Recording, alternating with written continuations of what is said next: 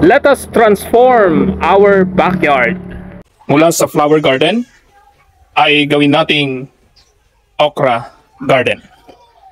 Ang atin pong 17.5 na flower box dati ay pinagpuputol natin ang mga halaman at isa na nga lang po itong natira dito na pandakaki. Dati po yan ay puro iba't ibang halaman, pero dahil naisip ko nga na sayang yung panahong pagdilig sa ating mga daming mga halaman, ay nag-iwan na lamang po dito tayo sa mismong harap ng bahay ng mga halamang namumulaklak katulad ng mga ito, mga gumamela, kalatchotse at iba pang mga bulaklak. Pero dinagdagan pa rin natin dito ng luya. At nag-decide po tayo na baguhin natin yung bandaron sa harap ng terrace, na imbes na namumulaklak na mga halaman ay nag-isip ako ng namumulaklak din pero nagbubunga. Kaya nung February ay tuluyan nating tinamnan ito ng iba't ibang mga gulay katulad ng sitaw, luya, at syempre itong okra. At itong okra ang gagawin nating bida ngayong araw na ito, sapagkat napakaganda na ibinibigay nito sa ating harap ng bahay mismo, ay napakaganda rin na nagbibigay ito ng masaganang bunga araw-araw. Ngayon po ay May 5, mula nung itinanim natin ito nung February 14, araw ng mga puso. Hindi po tayo nag-date ng aking asawa, bagkus tayo nagtanim ng mga gulay dito sa ating bakuran. Ay ito na po ang result. Kung inyong kikwintahin, ay March 14 ay isang buwan, April 14, 60 days. Nung katapusan ng April ay 76 days. At ngayon, May 5 ay 81 days na po. At sa loob ng 81 days na ito, ay marami na nga po tayong naani. At yung 14 na punong ito, yan, 14 na puno, February 14 din, ay itinanim lang natin sa 17.5 na feet, 17.5 feet na flower box. Ito po ang itsura ng ating mga okra ngayong May 5, Sunday 2024. At makikita nyo po, yung iba po ay atin ng pinuning. Ito po, natanggal na po yung mga dahon nito para yung kanilang bunga ay patuloy na lumago, tumami, maging hitik. Mas maganda po kasi natatanggalan ng dahon at dito po natin nilalagay ang dahon nila. Ang dahon po na ito ay nagiging pataba rin po. Ito, halo-halo po ito, mga basura po ito. Dito po tayo nagko-compost at dito rin natin nilalagay sa kanilang ilalim na lupa ang atin pong mga naipong mga basura. Kahit ano pong mga basura basta nabubulok ay atin pong nilalagay dito. Yan. Kung inyo pong mapapansin, ito po, mga nabubulok po yan. Kahit mga balat ng itlog at balat ng saging at mga prutas, mga dahon ay nandyan na po.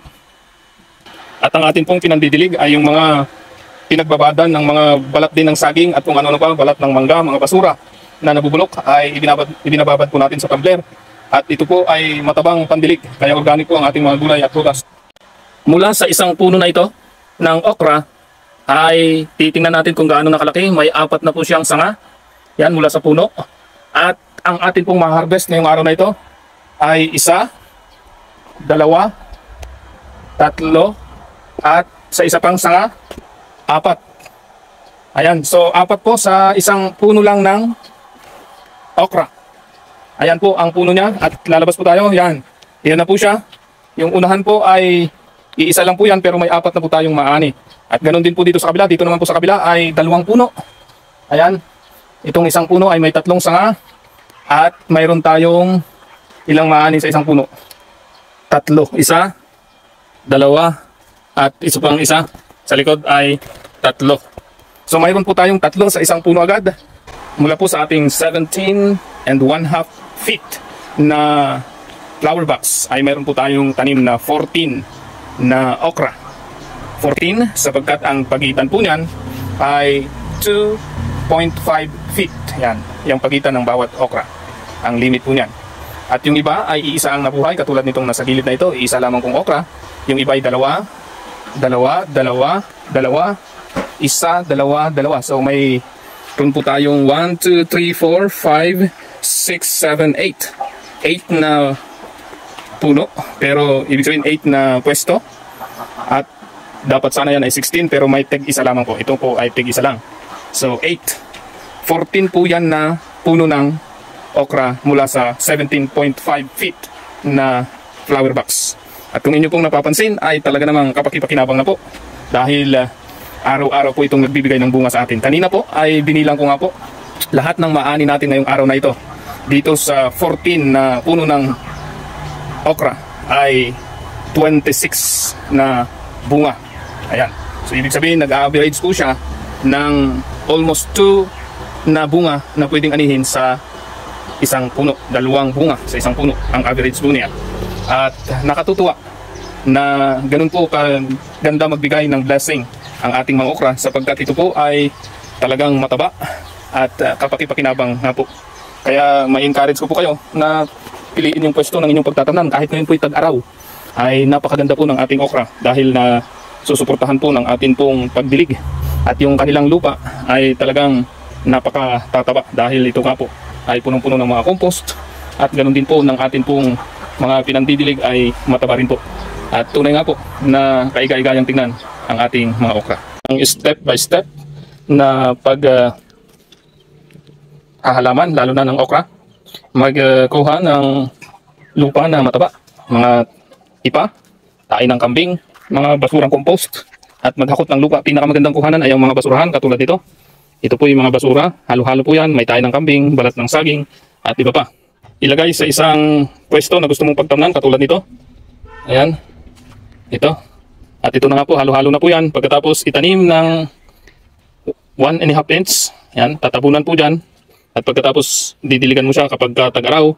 At after 5 days ay ito na nga po siya. Ganito po na po ang itsura. 20 to 25 days ay magiging ganito na po ang ating okra. Ayan, atin pong ipopruning po yan. Tatanggalan po natin ng mga dahon sa ibaba para magtaba po siya.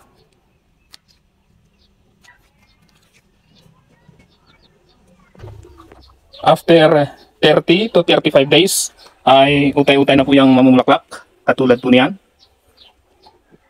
After 40 days ay may paisa-isa na po yung bunga at namumulaklak na po na ganyan. At pansinin nyo po ang ilalim niyan, medyo bababa. Ang gagawin nyo po, itatabunan nyo po ng matatabang lupa.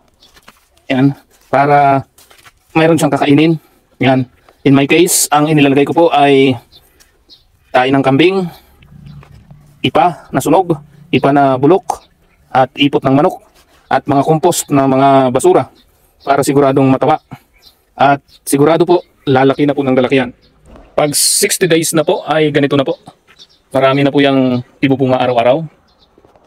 75 to 80 days or 70 to 80 days ay ganito na po ang itsura. Ito po ay February 14 na itanim. Ngayon po ay May 5, 2024. So ibig sabihin ay nasa 80 plus days na ito. Mula nung tayo nagtanim ng mga gulay at prutas sa atin pong bakuran, ang okra ang isa sa pinaka-successful. Bagaman marami ring successful katulad ng patula, pechay at iba pa. Pero ito po yung isa sapagkat ito yung pinakamahaba ang buhay na nakisabay na rin sa mga sitaw at patulang nagbunga. Pero siya ay talagang ngayon pa hitik na hitik lalo.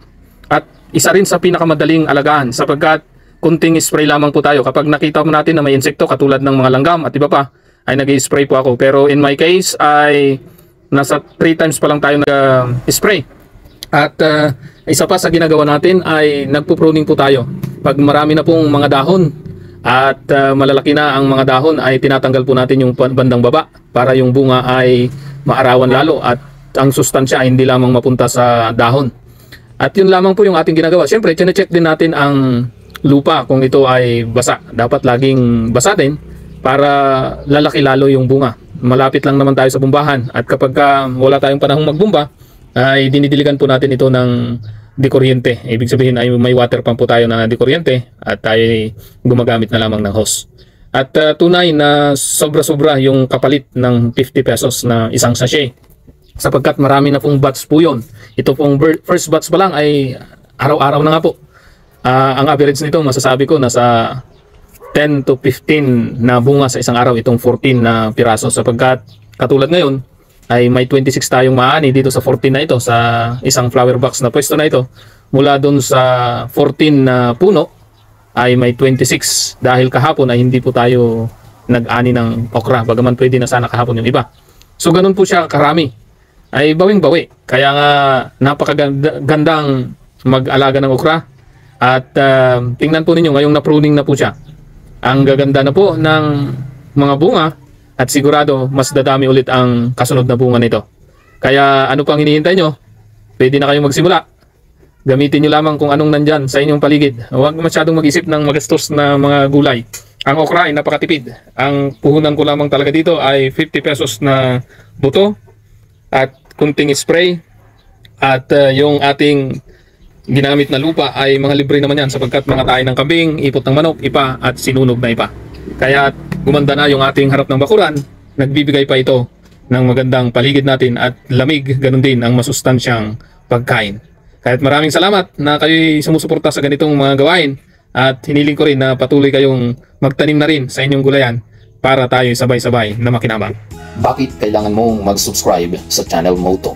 Ang channel Moto ay nagsishare ng mga video tungkol sa pakikipagsapalaran sa buhay. Kaya channel Moto dahil ito ay para sa iyo upang makarelate ka na hindi ka nag-iisa kapag may problema ka. Dahil may mapapanood ka dito ng mga video na nagpapakita na may problema ang bawat tao. Pero pwede natin gawin itong stepping stone para magtagumpay. Kaya't may inspire tayo upang makamit natin ang tunay na kaligayahan. Ang channel Moto ay may tawagang kasabwat sapagkat ang nais natin ay gawing positibo ang mga inakala nating mga negatibo, katulad ng salitang kasabwat. Pangkaraniwang ginagamit sa negatibong sabwatan. Pero hinihikayat ko po kayo na tayo ay magsabwatan upang patuloy na umunlad ang ating buhay. Gawin natin positibo ang lahat ng mga bagay na nangyayari sa ating buhay. Ang channel Moto ay nag-upload at mag-upload pa ng mga inspirational video tungkol sa iba't ibang karanasan na ating pinagdaanan at pagdadaanan pa. Tayo po ay punong-puno ng karanasan na pwede nating i-share upang maka-inspire. Ang channel Moto ay one-man channel. Ako po si Noriel Felipe ang nagpapatakbo nito. Bagaman maliit na channel na ito, pero ipinapangako ko sa iyo, ang maliit na inakala mong hindi mahalaga, ito po ay napakahalaga upang ikaw ay ma-inspire na katulad ko. Ipinanganak ako na mahirap pero nagsikap. Nag-aral sa iba't ibang paaralan katulad ng University of the Philippines or UP at sa Adventist University of the Philippines AUP upang lalo nating mapaunlad ang ating kaalaman. Nag-seminar din po tayo sa iba't ibang lugar katulad ng mga karanasan natin sa Department of Education at tayo rin ay nag-seminar sa iba't ibang bansa.